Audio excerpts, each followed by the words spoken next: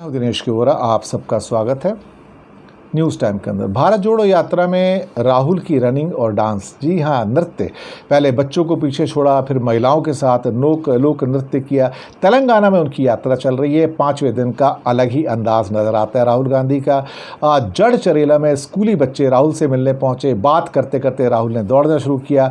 साथ चल रहे बाकी लोगों ने दौड़ लगाई, लेकिन राहुल की रफ्तार तेज थी, तो तेलंगाना कांग्रेस के अध्यक्ष रेवंत रेड्डी भी पीछे छूट गए और स्कूल राहुल से मिलने पहुंचे बच्चे भी उनकी स्पीड की बराबरी नहीं कर पाए। तो राहुल की रफ्तार तेज थी। इसके बाद वो गोलापल्ली पहुंचते हैं। महिलाओं के साथ बथुकम्मा डांस किया और इसके पूर्व केंद्रीय मंत्री जयराम रमेश ने उनका साथ दिया। बथुकम्मा फेस्टिवल तेलंगाना की महिलाओं का एक स्थानीय फेस्टिवल है और बथुकम्मा का मतलब होता है देवी माँ जिंदा है। इसे महिलाओं के सम्मान में मनाया जाता है। भारतीय जनता पार्टी तो महिलाओं के अपमान में विश्वास रखती है और पिछले कुछ हफ्तों में इतने उदाहरण हैं उसके कि मैं दे नहीं सकता, लेकिन कांग्रेस अभी भी सम्मान करती है। राहुल गांधी जेंटलमैन है, महिलाओं का सम्मान करते हैं। तेलंगाना में करीब 5वां दिन था। 22 किलोमीटर का सफ़र पूरा किया और यात्रा के विराम पर राहुल सोलीपुर जंक्शन शादनगर में मीटिंग भी उन्होंने किया। 20 किलोमीटर का सफ़र किया।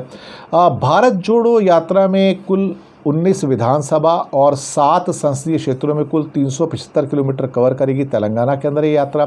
7 नवंबर को महाराष्ट्र में एंट्री करेगी। इससे पहले 4 नवंबर को एक दिन का ब्रेक लिया जाएगा और भारत जोड़ो यात्रा 7 सितंबर को तमिलनाडु के कन्याकुमारी से प्रारंभ हुई थी और फिर केरल, आंध्रा, कर्नाटका में वॉक पूरा हो चुका है। तेलंगाना में भी काफ़ी समितियां बनाएगी।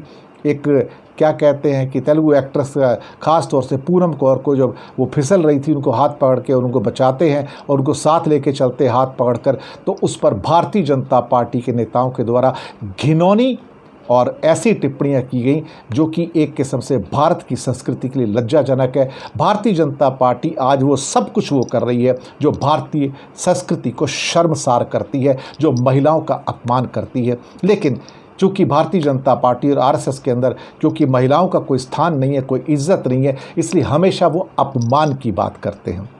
पूनम कौर तमिल और तेलुगु फिल्मों की जानी मानी अभिनेत्री हैं और कांग्रेस की मेंबर भी हैं। इससे पहले टीडीपी भी रह चुकी हैं।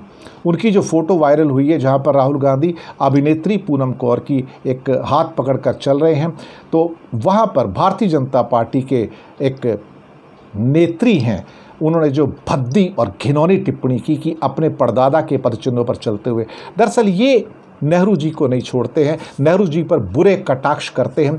यही इनकी संस्कृति है, जिनकी संस्कृति अपने पूर्वजों पर भी अटैक करने की हो, जो अपने पूर्वजों तक का सम्मान नहीं कर सकते।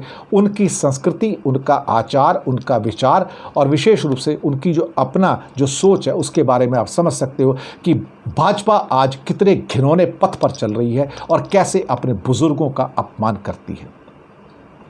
पूनम कौर ने यह भी बताया कि मैं स्लिप कर रही थी, फिसलने वाली थी और सर ने मेरा हाथ पकड़ा, राहुल गांधी ने मेरा हाथ पकड़ा और उनका मैंने एक तरह से धन्यवाद भी किया।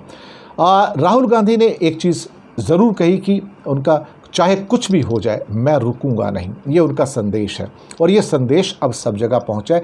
चाहे कुछ हो जाए मैं रुकूंगा नहीं, बरसात हो या कुछ और हो, लेकिन कहीं ना कहीं राहुल गांधी रुक नहीं रहे हैं और लोगों के लिए प्रेरणा का स्रोत बन रहे हैं।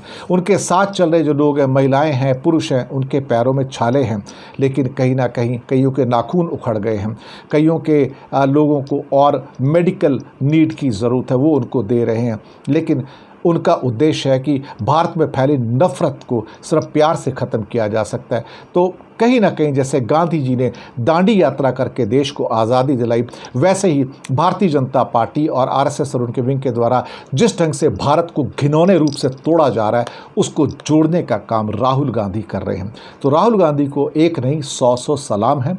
राहुल गांधी को एक तरह से कहा जाए शाबाश है कि उन्होंने हिम्मत की है कि भारत की पगडंडियों पर, सड़कों पर, कस्बों में, गांव में, नगरों में पैदल चल रहे हैं, लोगों से मिल रहे हैं, जागृति फैला रहे हैं, प्रेम का संदेश दे रहे हैं, करुणा का संदेश दे रहे हैं और साथ में नफ़रत को मिटाने का संदेश दे रहे हैं। शाबाश राहुल गांधी।